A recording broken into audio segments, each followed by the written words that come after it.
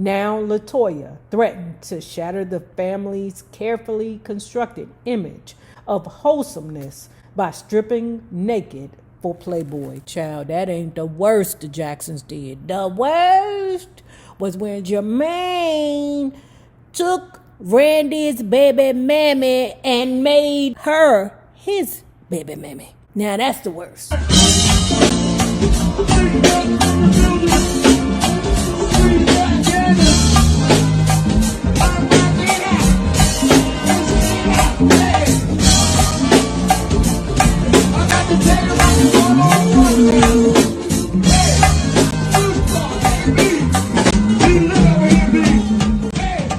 The final date of Michael Jackson's Bad Tour was the end of January in 1989 at the Sports Arena in Los Angeles. Diana Ross, Elizabeth Taylor, Dionne Warwick, and many other celebrities attended the concerts, as well as Catherine and Janet Jackson. Michael dedicated his Motown hits medley to Berry Gordy, who was sitting with Diahann Carroll and Suzanne DePass. 4.5 million people had paid to see Michael perform since the tour began in 1987. Over the last year and a half, he had performed 123 concerts in 15 countries on 4 continents. The show's weekly expenses were between $500,000 and $650,000. The tour grossed over $125 million at the box office. On one leg of the tour, Michael brought along his 10-year-old friend, Jimmy Safechuck. Michael had a copy of one of his stage uniforms made for Jimmy so that they could dress alike. Most people found the relationship strange, especially when Michael would take him on shopping sprees. He spent thousands of dollars on toys for Jimmy in London. At one point, Michael had to cancel 2 shows because he caught a cold from the kid. After Michael gave Jimmy Safechuck's parents a $100,000 Rolls Royce, Frank Dilio became concerned about the way it looked. It seemed inappropriate. He suggested that Michael break off his friendship with Jimmy. Michael was hurt, then angry. "No way," he told Frank. "Forget it." "But I don't like it, Michael," Frank insisted. "It looks bad, you and all these kids." "Mind your own business then," Michael snapped back. "And maybe it won't look so bad. How's that sound?" With the tour finished, Michael and Jimmy holed up at Neverland, recharging their batteries, so to speak. Meanwhile, unbeknownst to Michael, someone named Kenneth Choi wanted his signature on the contract for the Jackson Moonies project. "I was getting faxes left and right," Jerome Howard recalled. The heat was on. He had to get Michael, but the timing was wrong. It was a bad time to approach him. "We're giving Michael his space now," Jermaine said at this time. "But after he finishes his tour, we're all going to attack him with love." None of the Jacksons was even able to contact Michael. It was sad that he didn't feel comfortable contacting his family members, but he sensed that whenever he opened himself up to them, they ended up wanting something from him, and he had nothing else to give. Dirty Diana realized Frank Dilio's prophecy of 5 #1 hits from the Bad album, the first album in pop history to generate 5 #1 singles. Yet despite all the touring, his last 2 singles, Another Part of Me and Smooth Criminal, did not make #1. Michael wants every record to go #1.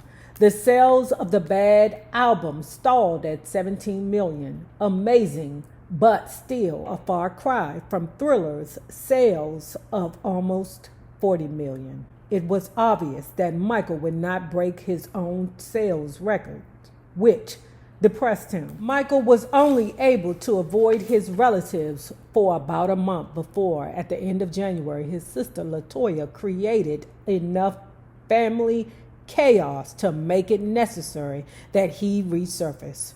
Michael was now 30.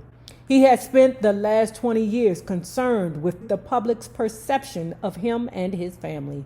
ever since the day in 1969 when Berry Gordy and Diana Ross taught him to lie about his age. Michael had understood the importance of public relations. He had always helped to present an image of solidarity where the Jackson family was concerned, even embarking on the victory tour with his brothers when he really did not want to do so. Now LaToya threatened to shatter the family's carefully constructed image of wholesomeness by stripping naked for Playboy. Child, that ain't the worst the Jacksons did. The worst was when Jermaine took Randy's baby mammy and made her his baby mammy. Now that's the worst. We need Michael Jackson. We must have Michael Jackson. How do we get Michael Jackson? In February 1989, faxed communications from Kenneth Choi flooded into Jerome Howard's office regarding the Jackson Mooney project. Still, no one wanted to approach Michael just yet. They were afraid he would give them an instant no, and that they were afraid he would give them an instant no, and that would be the end of it. Finally, in desperation, the Koreans came up with an idea, Jerome recalled. A reward, a bounty was placed on Michael's head. The price, $1 million. Damn. To come and sing in Korea? Dang. 1 and a 2 and a Lulu messed this remote control up when he was a baby. Never can say goodbye. No, no, no, no. I never can say goodbye. Even though the pain and heartache seems to follow me wherever I go. You don't like that one? Choi? I got something else for you. Da na na na na na na na da da na na na na na na. Hey! She told you, don't you ever come around here. Don't wanna see your face up. You better disappear. The fire's in your eyes and the words are very clear. So beat it. But you wanna be bad, just beat it. Beat it. Anyone, family member or business associate who could get Michael's signature on the contract would get $1 million. Money which would come straight from the Moonies. Now everyone wanted to approach Michael. Jerome concluded with a chuckle, and right away, Catherine decided to take the proverbial bull by the horns and telephone Michael at Neverland to give it her best shot. As she gently tried to explain the proposed tour, feeding him information about it as gingerly as possible, Joseph stood nearby, pacing. Finally, he was about to burst.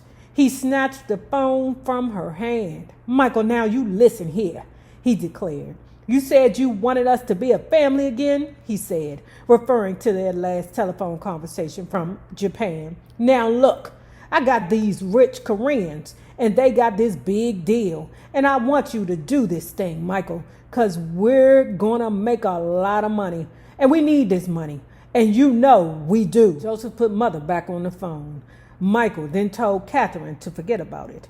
He wouldn't even consider another family venture, especially if Joseph was involved in it. He reminded Catherine of the time in 1985 when Joseph aligned with a Hollywood producer to develop a film based on Beat It, which was to star Michael. And Michael didn't know anything about it. Now, it's a good idea, but damn, Joseph forever making deals. Don't worry about it. I'll do it.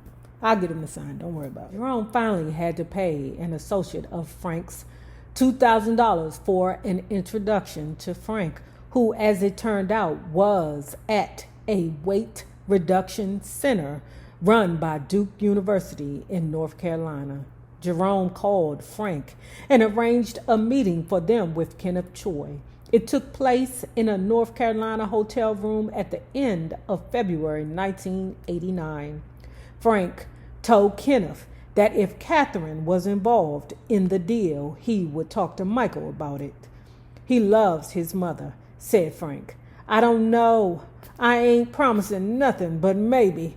At that point, Kenneth opened his briefcase and took out 2 cashier checks made for $500,000.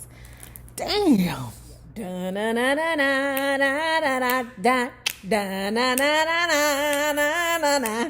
Hey! She told you, don't you ever come around here. Don't want to see your face up. You better disappear.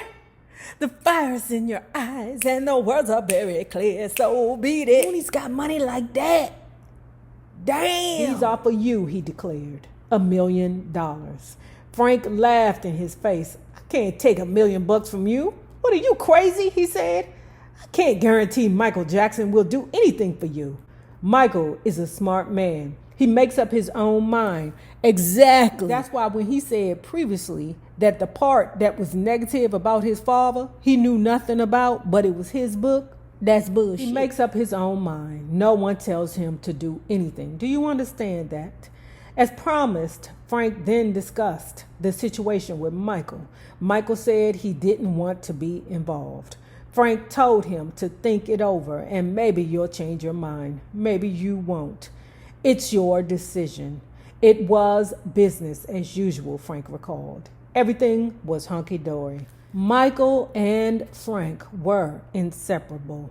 He was prominently featured on the Bad record jacket. A picture of him and Michael, which was captioned, "Another Great Team." Michael also devoted a full page to photos of him and Frank in his lavish concert tour booklet. In fact, Frank had often said that he thought of Michael as a son, and he referred to me as a second dad. You mean the 12th dad? Every man he meet is his pappy, okay?